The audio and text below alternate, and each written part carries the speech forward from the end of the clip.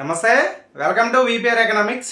మనం new economic reforms, నూతన ఆర్థిక సంస్కరణలు అనేటువంటి టాపిక్ని డిస్కస్ చేస్తూ ఉన్నాం. దానిలో భాగంగా మనం గత వీడియోలో ఈ సంస్కరణలు అనేవి మనం రెండు దశలుగా విభజిస్తామని చెప్పుకున్నాం. అది ఒకటి మొదటి దశ సంస్కరణలు, రెండవ దశ సంస్కరణలు. గత వీడియోలో మనం ఈ మొదటి దశ సంస్కరణల గురించి మనం గత వీడియోలో డిస్కస్ చేసాం. ఇప్పుడు ఈ వీడియోలో ఈ రెండో దశ సంస్కరణల గురించి మనం ఈ వీడియోలో డిస్కస్ చేద్దాం. అది రెండో దశ సంస్కరణలు.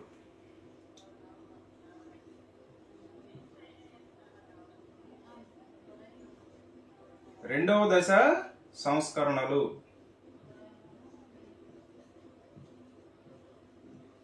ఈ రెండవ దశ సంస్కరణలో భాగంగా మనం తీసుకొచ్చినటువంటి సంస్కరణలు కానీ మనం చూసుకున్నట్లయితే, ఒకటి ఎంఆర్టీపీ చట్టం రద్దు. ఎంఆర్టీపీ చట్టం రద్దు.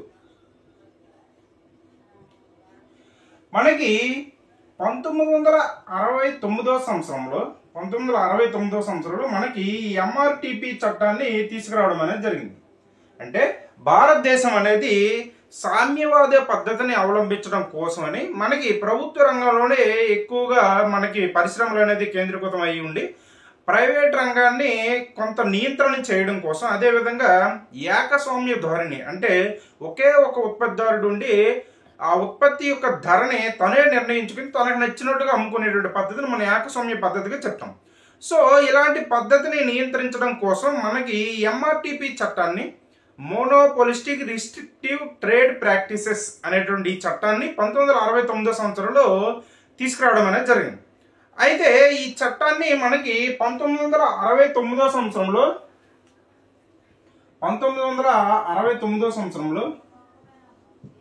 మనకి సుబిమల్ దత్ కమిటీ సూచనల మేరకు ఈ సుబిమల్ దత్ కమిటీ సూచనల మేరకు 1969లో మనకి ఈ చట్టాన్ని తీసుకురావడం అనేది జరిగింది. సో ఈ మనం నూతన ఆర్థిక సంస్కరణలో భాగంగా ప్రైవేటైజేషన్ కి అధిక ప్రాధాన్యత ఇచ్చాం. సో మనకి ఈ చట్టం అనేది అడ్డంగా మారింది కాబట్టి మనకి ఈ చట్టాన్ని రద్దు చేసేయడం అనేది జరిగింది. ఈ చట్టాన్ని రద్దు చేసి మనకి 2002 సంవత్సరంలో కాంపిటీషన్ కమిటీని తీసుకురావడం అనేది జరిగింది. 2002లో కాంపిటీషన్ కమిషన్ ని తీసుకురావడం అనేది జరిగింది.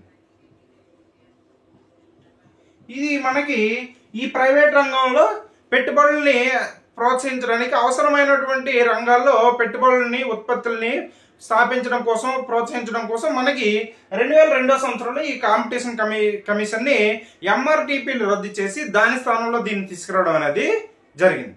నెక్స్ట్ రెండవది కానీ మనం చూసుకున్నట్లయితే కార్మిక సంస్కరణలు.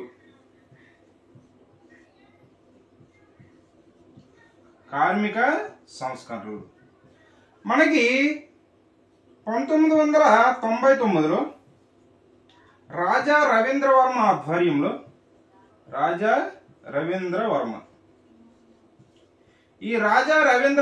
ఆధ్వర్యంలో మనకి సెకండ్ లేబర్ కమిషన్ ని ఏర్పాటు చేయడం అనేది జరిగింది.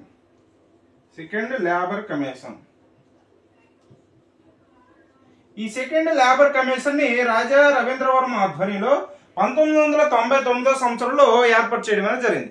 ఈ కమిషన్ అనేది మనకి కొన్ని సూచనలు అనేది చేయడం అనేది జరిగింది. అంటే ఈ కార్మికులు అనేవారు నిబద్ధతతో పనిచేయట్లేదు, వీరికి సంబంధించి కొన్ని సంస్కరణలు అనేది తీసుకురావాలి అని సూచించడం అనేది జరిగింది. అలా చెప్పినటువంటి ఈ కమిషన్ సూచించినటువంటి కొన్ని సంస్కరణలు కానీ మనం చూసుకున్నట్టుగైతే మనకి సాఫ్ట్వేర్ పరిశ్రమలు, అదేవిధంగా సెర్జలు ఏర్పాటు చేసేటువంటి ప్రాంతాల్లో మనకి కార్మిక సంఘాలు అనేవి ఉండకూడదని సూచించింది. ఎందుకంటే కార్మిక సంఘాలు ఉంటే ఈ కార్మికులు అనేవాళ్ళు వారికి అనుకూలమైన డిమాండ్లతో మనకి ధర్నాలు ఇటువంటివి చేసేటువంటి అవకాశం ఉంది కాబట్టి, అదేవిధంగా ఉత్పత్తి తగ్గేటువంటి అవకాశం ఉంది కాబట్టి మనకి ఈ కార్మిక సంఘాలు అనేవి సెర్జలు, అదేవిధంగా సాఫ్ట్వేర్ పరిశ్రమలు ఉండేటువంటి ప్రాంతాల్లో ఉండకూడదని సూచించింది. అలాగే రెండో అంశం ఏంటంటే, ఒక వ్యక్తి ఉద్యోగిని నియమించడం, అదేవిధంగా తొలగించడం అనేది సులభమైన పద్ధతుల్లో ఉండాలని సూచించింది. ఇప్పుడు గవర్నమెంట్ ఎంప్లాయీ ఉన్నాడు, తనకి ఉద్యోగం రావాలంటే చాలా ప్రాసెస్ అనేది ఉంటుంది. అలాగే తొలగించడానికి కూడా చాలా ప్రాసెస్ అనేది ఉంటుంది. సో ఇలా కాకుండా మనకి నియమించడం తొలగించడం రెండు కూడా ఈజీ పద్ధతుల్లో అయ్యే విధంగా ఉండాలని మనకి ఈ రాజా రవీంద్ర వర్మ ఆధ్వర్యంలో ఏర్పాటు చేసినటువంటి సెకండ్ లేబర్ కమిషన్ అనేది రిపోర్ట్ తనకి ఇచ్చినటువంటి సూచనలో కొన్ని అనేవి మనం చెప్పడం అనేది జరుగుతుంది. నెక్స్ట్ మూడో అంశంగా మనం చూసుకున్నట్టుగైతే ఏపీఎం రద్దు. ఏటీఎం కాదు, ఏపీఎం. ఏపీఎం అంటే అడ్మినిస్టర్డ్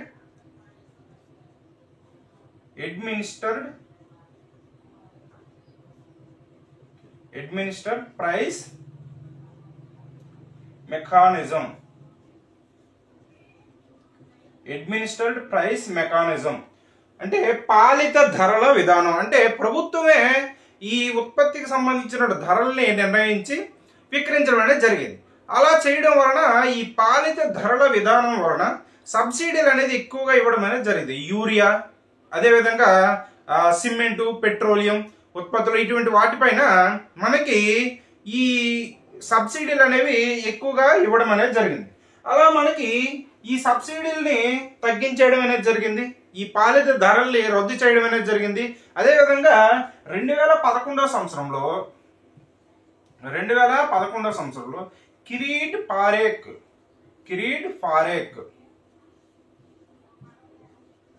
ఈ కిరీట్ పారేఖ్ కమిటీ సిఫార్సుల మేరకు మనకి పెట్రోలియం ప్రొడక్ట్స్ పైన, పెట్రోలియం ఉత్పత్తుల పైన, పెట్రోలియం ప్రొడక్ట్స్ పైన మనకి సబ్సిడీల్ని పూర్తిగా ఎత్తివేయడం అనేది జరిగింది. ఏ కమిటీ సిఫార్సుల మేరకు అంటే కిరీట్ పారేఖ్ కమిటీ సిఫార్సుల మేరకు దీన్ని 2011లో ఏర్పాటు చేశారు. ఈ కమిటీ సూచనల మేరకు మనకి ఈ పెట్రోలియం ఉత్పత్తుల పైన మనకి ఈ సబ్సిడీలు అనేవి పూర్తిగా ఎత్తివేయడం అనేది జరిగింది. అలాగే నెక్స్ట్ మనం రెండో దశ సంస్కరణ నెక్స్ట్ చూసుకున్నట్టుగైతే బడ్జెట్ లోటు నియంత్రణ.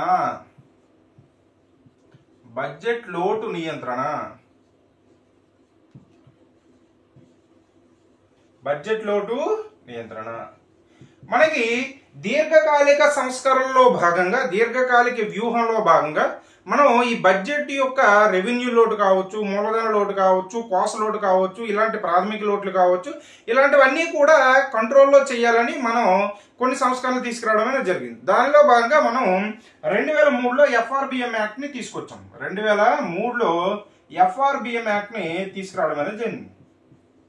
Physical responsibility and budget management యాక్ట్ని తీసుకొచ్చాం. ఇది మనకి 2004 నుంచి ఇంప్లిమెంట్ అమల్లోకి రావడం అనేది జరిగింది. 2004 జూలై నుండి మనకి ఎఫ్ఆర్బిఎం యాక్ట్ అనేది అమల్లోకి రావడం అనేది జరిగింది. ఈ విధంగా మనం ఈ రెండో దశ సంస్కరణలో భాగంగా మనం బడ్జెట్ లోటు నియంత్రణకు కూడా కొన్ని చర్యలు అనేవి తీసుకోవడం అనేది జరిగింది. నెక్స్ట్ కానీ మనం చూసుకున్నట్టుగైతే రెండో దశ సంస్కరణలో నెక్స్ట్ అంశం మనం చూసుకున్నట్టుగైతే ఫెరా స్థానంలో ఫెమా తీసుకురావడం.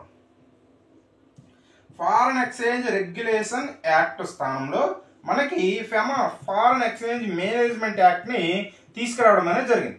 మనకి ఈ ఫెరాని 1973 సంవత్సరంలో మనకి ఫెరా చట్టాన్ని చేయడం అనేది జరిగింది. అంటే ఫారెన్ ఎక్స్చేంజ్ రెగ్యులేషన్ యాక్ట్ అంటే విదేశీ మారక ద్రవ్య నియంత్రణ. మనకి చట్టం అనేది ఆర్బీఐ అనేది కొన్ని నియంత్రణలు విధించి ఈ విదేశీ మారకాన్ని ఎక్స్చేంజ్ చేసేటటువంటి క్రమంలో వ్యక్తులపైన, సంస్థలపైన ఆర్బీఐ అనేది కొన్ని నియంత్రణలు అనేది విధించేది. సో అది మనకి ప్రపంచీకరణలో భాగంగా మనకి ఇది ఇబ్బందికరంగా ఉంది కాబట్టి మనకి ఈ ఫెరా అనే స్థానంలో, ఫారెన్ ఎక్స్చేంజ్ రెగ్యులేషన్ యాక్ట్ స్థానంలో మనకి ఫెమాని 1999లో మనకి ఫెమాని తీసుకురావడం అనేది జరిగింది. ఫారెన్ ఎక్స్చేంజ్ మేనేజ్మెంట్ యాక్ట్ ని తీసుకురావడం అనేది జరిగింది. ఇది మనకి 2000 సంవత్సరం నుంచి అమల్లోకి రావడం అనేది జరిగింది. ఫెమా ఎప్పుడు అమల్లోకి వచ్చిందంటే 2000 సంవత్సరం నుంచి అమల్లోకి వచ్చింది. తీసుకొచ్చిందేమో మనకి 1999లో దీన్ని తీసుకురావడం అనేది జరిగింది. ఇలా మనకి విదేశీ మారక ద్రవ్యానికి సంబంధించినటువంటి ఎక్స్చేంజ్కి సంబంధించినటువంటి సంస్కరణలు కూడా మనం తీసుకురావడం, రెండో దశలో మనకు తీసుకురావడం అనేది జరిగింది. నెక్స్ట్ ఈ రెండో దశ సంస్కరణలో మనం చూసుకున్నట్టు 6వ అంశం ఏంటంటే సెజ్ల ఏర్పాటు, స్పెషల్ ఎకనామిక్ జోన్స్ అనేవి ఏర్పాటు చేయడం అనేది ఒక సంస్కరణగా మనం చెప్పవచ్చు. ఈ సెజ్లు అనేవి మనకి సెజ్లకు సంబంధించినటువంటి పాలసీని 2000 సంవత్సరంలో సెజ్ పాలసీని తీసుకురావడం అనేది జరిగింది. స్పెషల్ ఎకనామిక్ జోన్ కి సంబంధించినటువంటి విధి విధానాలతో మనకి 2000 సంవత్సరంలో ఈ సెజ్ పాలసీని తీసుకురావడం అనేది జరిగింది. సెజ్ అదేవిధంగా మనకి 2005లో సెజ్లు భారతదేశంలో ఏర్పాటు చేయడం అనేది జరిగింది. 2005లో సెజ్లు అనేవి ఏర్పాటు చేశారు, స్పెషల్ ఎకనామిక్ జోన్లు అనేవి ఏర్పాటు చేశారు. ఆ విధంగా భారతదేశంలో ఏర్పాటు చేసినటువంటి మొట్టమొదటి సెజ్ ఏదంటే మనకి కాండ్లా సెజ్. ఇది ఎక్కడ ఉందంటే గుజరాత్ రాష్ట్రంలో మనకి కాండ్లా అనే ప్రాంతంలో భారతదేశంలో మొట్టమొదటి సెజ్ స్పెషల్ ఎకనామిక్ జోన్ అనేది ఏర్పాటు చేయడం అనేది జరిగింది. అదేవిధంగా భారతదేశంలో ప్రైవేటు ఆధ్వర్యంలో ఏర్పాటు చేసినటువంటి మొట్టమొదటి స్పెషల్ ఎకనామిక్ జోన్ ఏదంటే సూరత్. ఇది కూడా గుజరాత్లోనే ఉంది. ఇది కూడా గుజరాత్ రాష్ట్రంలోనే ఉంది. ఈ విధంగా మనం ఈ రెండో దశ సంస్కరణలో భాగంగా స్పెషల్ ఎకనామిక్ జోన్లు కూడా ఏర్పాటు చేసుకోవడాన్ని మనం పారిశ్రామికంగా అదేవిధంగా విదేశీ పెట్టుబడులను ఆకర్షించడానికి, ఎగుమతుల్ని ప్రోత్సహించడానికి ఇటువంటి అంశాల కోసం మనం ఈ స్పెషల్ ఎకనామిక్ జోన్లని 2000 సంవత్సరంలో ఈ సెజ్జలకు సంబంధించిన పాలసీని తీసుకొచ్చాం. 2005 నుంచి సెజ్జల ఏర్పాటు ప్రారంభమైంది. భారతదేశంలో ఏర్పాటు చేసినటువంటి మొట్టమొదటి సెజ్ ఏదంటే మనకి కాండ్లా. ఇది గుజరాత్లో ఉంది. అదేవిధంగా ప్రైవేట్ ఆధ్వర్యంలో ఏర్పాటు చేసినటువంటి మొదటి స్పెషల్ ఎకనామిక్ జోన్ ఏదంటే సూరత్. ఇది కూడా గుజరాత్ రాష్ట్రంలోనే ఉంది. ఇది మనకి రెండో దశ సంస్కరణలో మనం చెప్పుకున్నటువంటి అంశాలు. అవి ఏంటంటే ఒకటి ఎంఆర్టీపీ చట్టాన్ని రద్దు చేయడం అనేది జరిగింది. ఈ ఎంఆర్టీపీ చట్టాన్ని 1969 సంవత్సరంలో మనకి సుబిమల్ దత్ కమిటీ సూచనల మేరకు ఈ ఎంఆర్టీపీ చట్టాన్ని తీసుకురావడం అనేది జరిగింది. అంటే ఏకస్వామ్య పద్ధతిని, అంటే ఎక్కువ పెద్ద మొత్తంలో పెట్టుబడులు పెట్టి ఒకే రకమైన ఒక సంస్థ ఆధ్వర్యంలో కావచ్చు, ఒక వ్యక్తి ఆధ్వర్యంలో కావచ్చు ఈ ఉత్పత్తి అనేది జరిగితే వాడు తనకు నచ్చినటువంటి ధరలకి తనకు నచ్చినటువంటి విధంగా అమ్ముకునేటువంటి పద్ధతిని మనం ఏకస్వామ్య పద్ధతి అంటాం. సో దీన్ని నియంత్రించడం కోసం ఎంఆర్టీపీ చట్టాన్ని సుబిమల్ దత్ కమిటీ సూచనల మేరకు 69లో తీసుకొచ్చారు. సో ఇది అనేది ప్రైవేటైజేషన్కి ఆటంకంగా ఉంది కాబట్టి దీన్ని రద్దు చేసి 2002 సంవత్సరంలో కాంపిటీషన్ కమిషన్ తీసుకురావడం అనేది జరిగింది. నెక్స్ట్ది మనకి కార్మిక సంస్కరణలు. ఈ కార్మిక 1999లో రాజా రవీంద్ర వర్మ ఆధ్వర్యంలో రెండో లేబర్ కమిషన్ ఏర్పాటు చేశారు. ఈ కమిటీ అనేది కొన్ని సూచనలు అనేది చేయడం అనేది జరిగింది. అదేంటంటే మనకి సాఫ్ట్వేర్ ఇండస్ట్రీస్ అదేవిధంగా సెజ్జలు ఉండే ప్రాంతాల్లో ఈ కార్మిక సంఘాలు అనేవి ఉండకూడదు అని ఇది సూచించడం అనేది జరిగింది. అదేవిధంగా ఉద్యోగిని నియమించడంలోనూ తొలగించడంలో సరళమైన పద్ధతులు ఉండాలి, సులభమైన పద్ధతులు ఉండాలని మనకి సూచించడం అనేది జరిగింది. అదేవిధంగా నెక్స్ట్ అంశంగా మనం చూసుకున్నట్టు ఏపీఎం అడ్మినిస్టర్డ్ ప్రైస్ మెకానిజం, పాలిత ధరల విధానం. అంటే ఈ పాలిత ధరల విధానం ప్రభుత్వమే మనకి ఆధిపత్య చెలాయించి ధరలు నిర్ణయించి ఆ ధరలకు విక్రయించేది. సో దానిలో కొంత మనకి సబ్సిడీలు అనేవి ఎక్కువగా ఇవ్వడం అనేది జరిగింది. యూరియా, పెట్రోలియం, సిమెంటు ఇటువంటి వాటికి సంబంధించిన అంశాల్లో మనకి ఎక్కువగా ఈ సబ్సిడీల భారం అనేది పెరిగిపోయింది. సో దాంతో మనకి ఈ ఏపీఎం అడ్మినిస్టర్డ్ ప్రైస్ మెకానిజంని రద్దు చేసి మనకి ఈ సబ్సిడీల భారాన్ని చాలా వరకు తగ్గించడం అనేది జరిగింది. అదేవిధంగా 2011 సంవత్సరంలో కిరీట్ పారేఖ్ అనే వ్యక్తి ఆధ్వర్యంలో ఏర్పాటు చేసిన కమిటీ సూచనల మేరకు పెట్రోలియం ఉత్పత్తులకు సంబంధించిన సబ్సిడీలు పూర్తిగా రద్దు చేసేయడం అనేది జరిగింది. నెక్స్ట్ది బడ్జెట్ లోటు నియంత్రణ. మనం దీర్ఘకాలిక సంస్కరణలో భాగంగా వ్యూహంలో భాగంగా ఈ బడ్జెట్కి సంబంధించిన కోస లోటు కావచ్చు, రెవెన్యూ లోటు కావచ్చు, ప్రాథమిక లోటు కావచ్చు, ఇలాంటి లోటుల్ని మనం తగ్గించుకోవడం కోసం 2003 సంవత్సరంలో ఎఫ్ఆర్బిఎం యాక్ట్ని చేసాం. ఇది 2004 సంవత్సరం నుంచి అమల్లోకి రావడం అనేది జరిగింది. ఎఫ్ఆర్బిఎం యాక్ట్ అనేది అమల్లోకి వచ్చింది. అలాగే ఫెరా స్థానంలో ఫెమా తీసుకురావడం, ఫారెన్ ఎక్స్చేంజ్ రెగ్యులేషన్ యాక్ట్ స్థానంలో ఫారెన్ ఎక్స్చేంజ్ మేనేజ్మెంట్ యాక్ట్ని తీసుకొచ్చారు. మనకి 1973లో ఈ ఫెరా చట్టాన్ని చేయడం అనేది జరిగింది. ఇది విదేశీ మనం ప్రపంచీకరణలో భాగంగా మనకి ఇతర దేశాలతో ఎగుమతులు దిగుమతులు వాణిజ్యం చేయడానికి కొంత ఆటంకంగా ఇది ఉంది కాబట్టి దీన్ని రద్దు చేసి దీని స్థానంలో మనకి 1999లో ఫెమాన్ తీసుకురావడం అనేది ఫారెన్ ఎక్స్చేంజ్ మేనేజ్మెంట్ యాక్ట్ని తీసుకొచ్చారు. ఇది మనకి 2000 సంవత్సరం నుంచి అమల్లోకి రావడం అనేది జరిగింది.